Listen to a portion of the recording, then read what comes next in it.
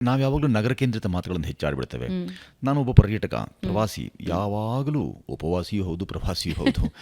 ಯಾವಾಗಲೂ ಹಳ್ಳಿಗಾಡಿನಲ್ಲ ಅಲ್ಲಿ ಬಂದಾಗ ನೆನ್ನೆ ಕಲಬುರಗಿಯಲ್ಲಿದ್ದೆ. ಅಲ್ಲಿಯೂ ಸಹ ಎಷ್ಟು ಒಳ್ಳೆಯದು, ಅಂಬಲ ಅಂತ ಹೇಳ್ತಾರೆ, ಯಾರು ಬಲ್ಲ. ಅದೊಂದು ಸ್ವಲ್ಪ ವಿರೂಪಗೊಂಡಿರ್ಬೋದು, ಅದೊಂದು ಸ್ವಲ್ಪ ಒಂಚೂರು ಬದಲಾವಣೆಯನ್ನು ಕಂಡಿರ್ಬೋದು.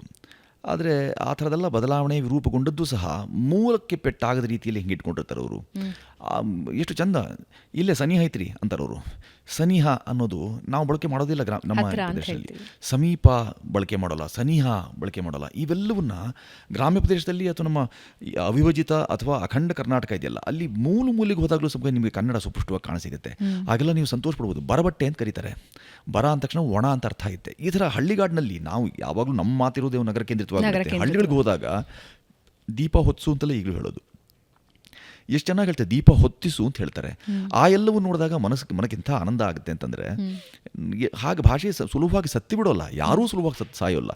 ಹಾಗಾಗಿ ಆಸ್ಪತ್ರೆ ಕೊಂಡೊಯ್ದು ಅದನ್ನು ತೀವ್ರ ನಿಗಾ ಘಟಕದಲ್ಲಿಟ್ಟು ಅದಕ್ಕೆ ಮಾಡಬಾರ್ದ ಎಲ್ಲ ಮಾಡಿ ಆ ಎಲ್ಲ ಶುಶ್ರೂಷೆಯ ನಂತರವೇ ಅದಕ್ಕೆ ಆಯಿತು, ಈ ದೇಹ ಮುಗೀತು ಅಂತ ಹೇಳ್ತಾರೆ. ಆದರೆ ದೇಹ ಸಾಯ್ತು ಹೊರತು ಆತ್ಮ ಹಾಗೆ ಉಳಿಯುತ್ತೆ ಅಂತ ಹೇಳಿದರೆ, ಆತ್ಮ ಅಮರ, ದೇಹ ಅಜರ. ಹಾಗಾಗಿ ಅಮರವಾದಂಥ ಈ ಭಾಷೆ ಲಕ್ಷ ವರ್ಷಗಳ ಇತಿಹಾಸ ಇದೆ ಅಂತ ಸಿರಿಭೂವಲಯವೂ ಹೇಳಿಬಿಡುತ್ತೆ. ಕುಮುದೇಂದು ಮುನಿವಿರಚಿತ ಸಿರಿಭೂವಲಯದಲ್ಲಿ 100 ಇಂದ್ರರ ಕಾಲದಿಂದ ನವೆಯದೇ ಉಳಿದ ಭಾಷೆಯ ಕನ್ನಡ ಅಂತ ಅದೊಂದು ಅಂಕಲಿಪಿ ಕಾವ್ಯ.